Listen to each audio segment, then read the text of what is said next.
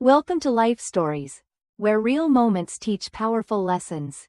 Imagine saving for months to buy the perfect gift for someone you love, only to be judged the moment you step inside the store. That's exactly what happened to Jordan Carter, a young black teenager who simply wanted to buy a bracelet for his sister, but instead, he found himself accused of a crime he didn't commit. What happened next shocked everyone. This is a story about injustice, resilience, and the power of standing up for the truth. Subscribe to our channel to begin today's story with Life Stories. It was a warm Saturday afternoon in Westwood. The kind of day where life moved at a steady, unhurried pace. The air carried the scent of fresh bread from the corner bakery.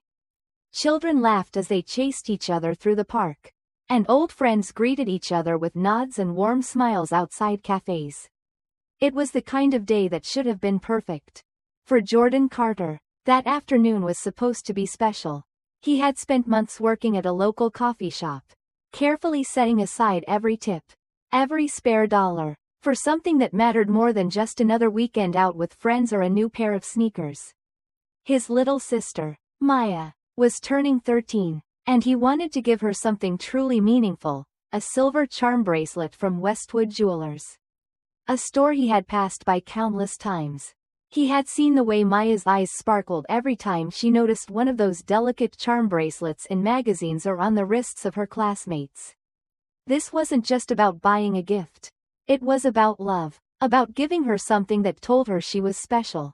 As he approached the store, the polished glass windows gleamed under the sunlight, reflecting the city's vibrant streets.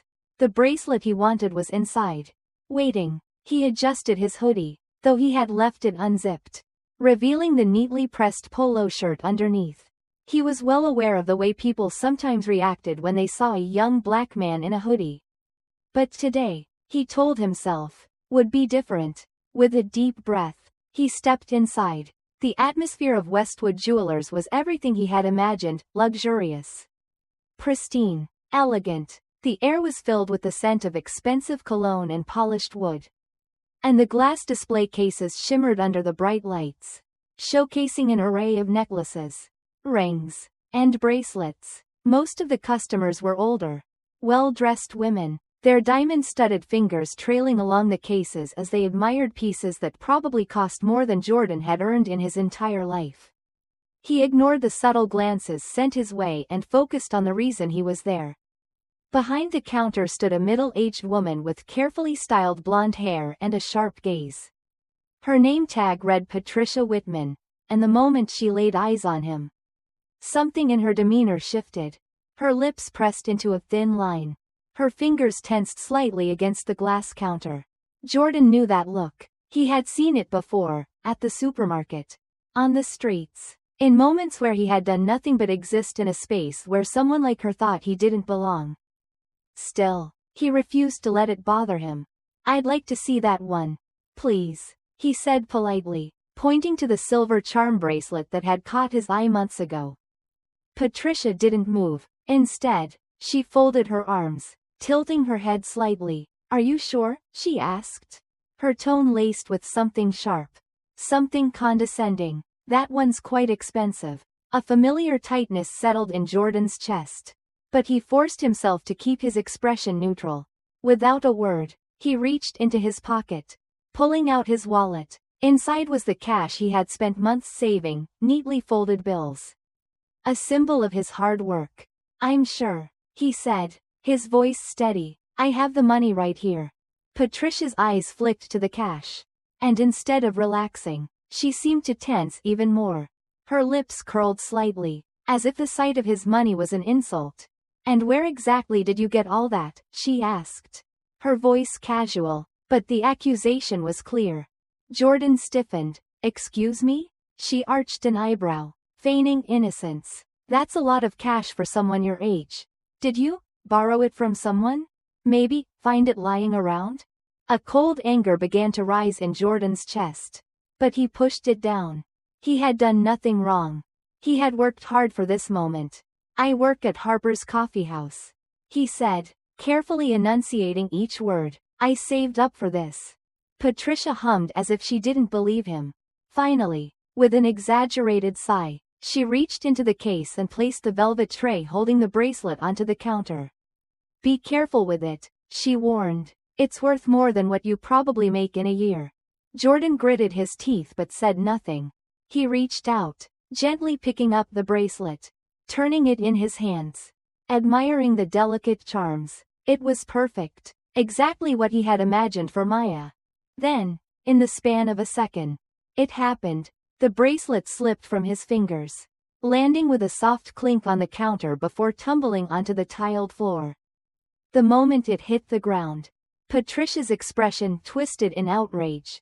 Oh my God, I knew it, she shrieked, her voice slicing through the store like a siren. Heads turned, conversations stopped, all eyes on him.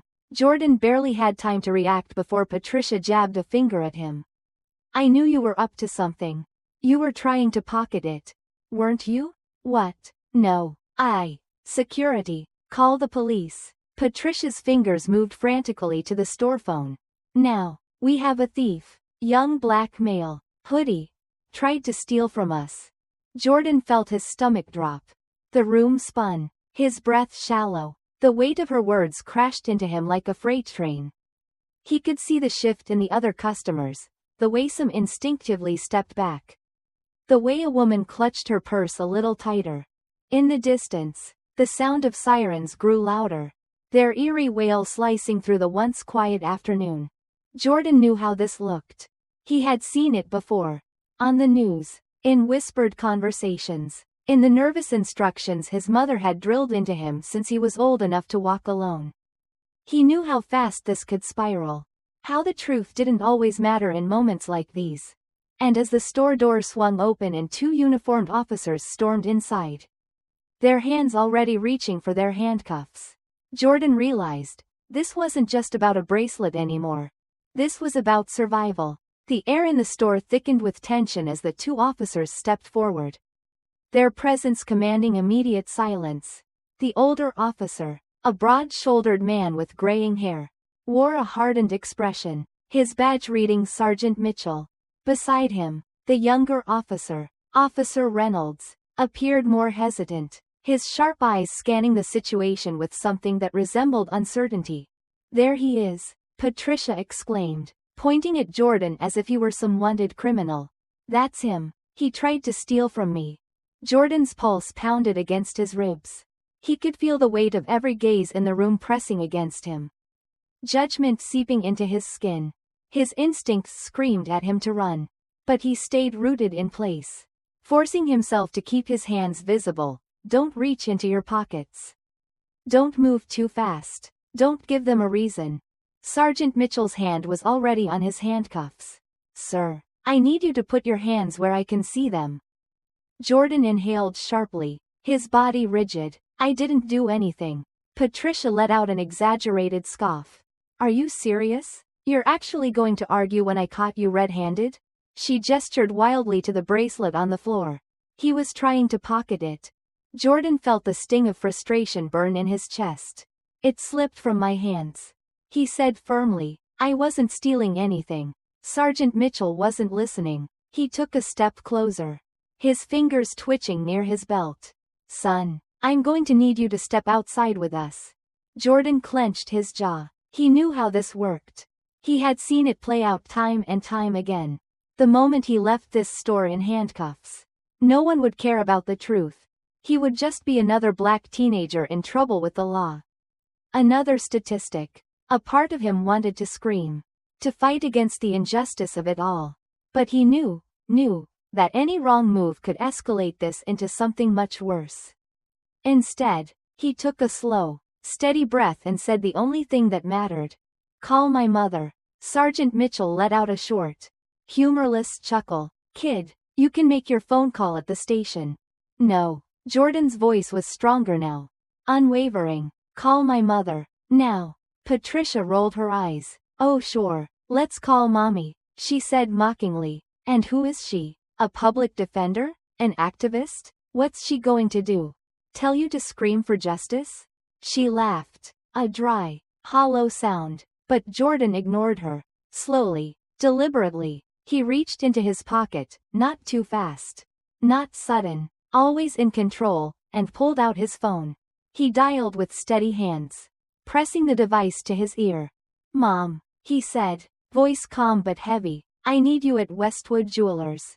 Now." Silence stretched between him and the officers as he ended the call. Minutes passed, but they felt like an eternity. Jordan's body was tense, his heart hammering against his chest. But he didn't let his fear show. Patricia stood behind the counter, arms crossed, wearing a smug expression, as if she had already won. Then, the glass door swung open. A woman entered, tall, commanding, exuding an aura of quiet power. She moved with purpose, her navy blue suit crisp and immaculate, her heels clicking sharply against the tiled floor.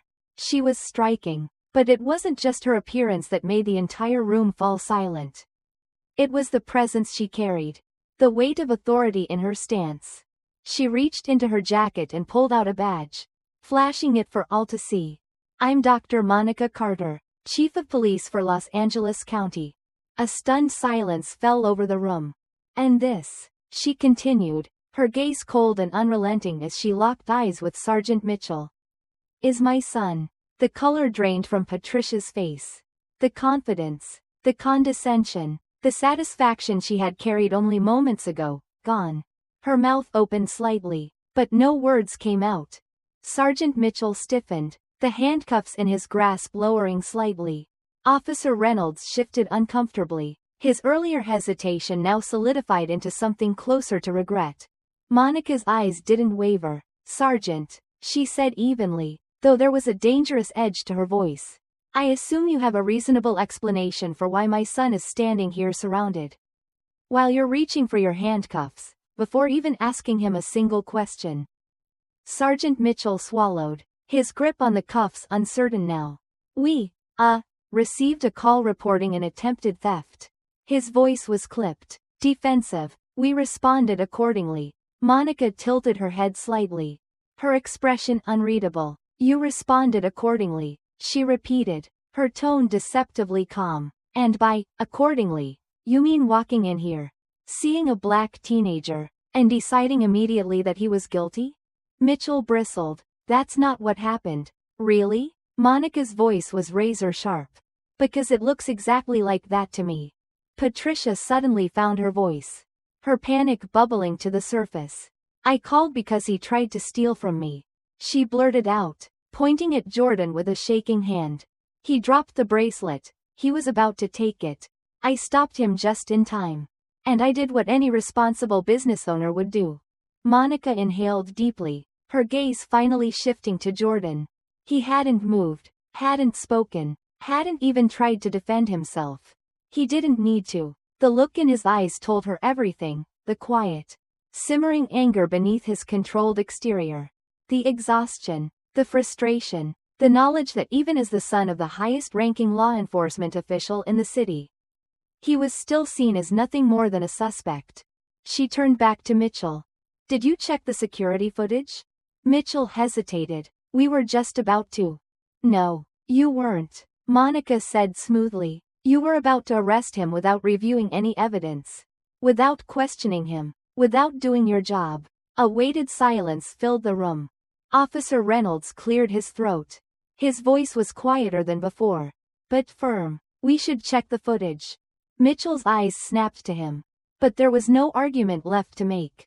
Not with her standing in front of him. Not with a mother who knew exactly what justice was supposed to look like. "Fine," Mitchell said stiffly. Monica turned her gaze to Patricia. "And you," she said coolly, "you better hope that footage shows exactly what you claim it does. Because if it doesn't, you will answer for every single word you just said." Patricia swallowed hard. The store manager, who had been frozen in silence this entire time, finally moved to retrieve the footage. The room fell into a suffocating silence as the truth was about to be revealed. The store manager fumbled with the security system, his hands shaking as he pulled up the footage.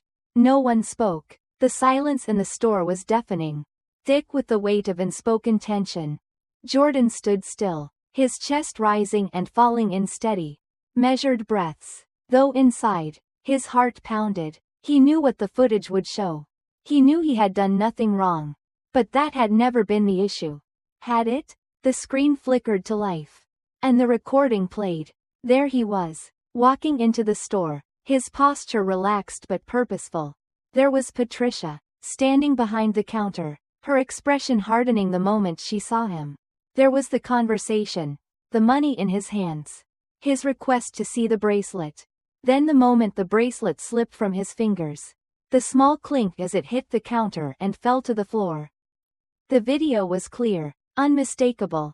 There was no theft, no pocketing of merchandise, no crime. Just a 17-year-old boy who had tried to buy a bracelet for his sister. The silence that followed was suffocating. Officer Reynolds exhaled slowly, rubbing a hand over his face. His expression held something close to regret. Well, he muttered under his breath. Sergeant Mitchell's jaw clenched. His grip on the handcuffs loosened completely. His arms falling stiffly to his sides. For a moment, he looked almost embarrassed, but the emotion was quickly swallowed by something colder. Something rigid. Jordan watched as Patricia's face twisted. The realization sinking in that she had been caught. Monica was the first to break the silence. Her voice was soft but carried an edge sharp enough to cut steel. So tell me, Sergeant, she said, tilting her head slightly, do you still want to arrest my son? Mitchell didn't answer. Monica exhaled through her nose, as if reining in the storm brewing beneath her composed exterior. This could have ended differently. She continued, her words slow, deliberate. It has ended differently, for too many boys like him. Her gaze swept the room, landing on the other customers, on the store manager, on every person who had stood back and watched without question. And you, she said, locking eyes with Patricia, are you going to tell me now exactly what you were so certain of? Patricia's lips parted slightly, but no words came out. She looked around as if searching for an escape, as if hoping someone, anyone, would save her from the mess she had created. But there was no escape. No one spoke, no one moved. She swallowed hard. I just thought. You just thought a black teenager with cash in his hands had to be a thief. Monica finished for her. Her voice was steady, but her eyes burned with quiet fury. Patricia's face paled. The weight of the moment pressed down on everyone in the room. The customers, who had once whispered amongst themselves, now shifted uncomfortably. Some looked away, ashamed. Others seemed frozen, as if only now realizing what they had been complicit in. Mitchell cleared his throat, straightening his posture. I think we're done here. His voice was tight with forced professionalism. Monica arched a brow. No apology? Mitchell said nothing. Jordan inhaled sharply. He hadn't expected one. He knew better than to hope for that. But Patricia, she opened her mouth, still grasping at something, some justification, some excuse. But there was nothing left to say.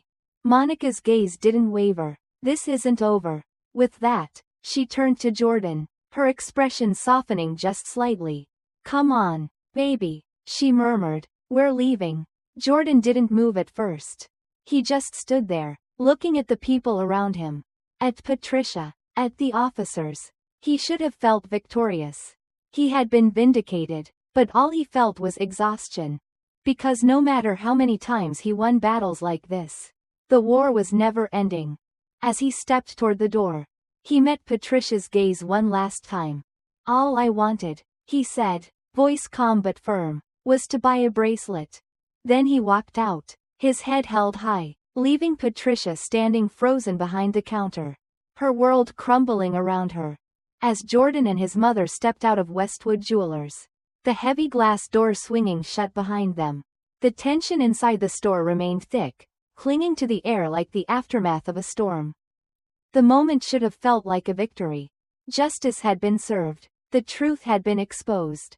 And yet, as Jordan inhaled the crisp afternoon air, his chest still felt tight.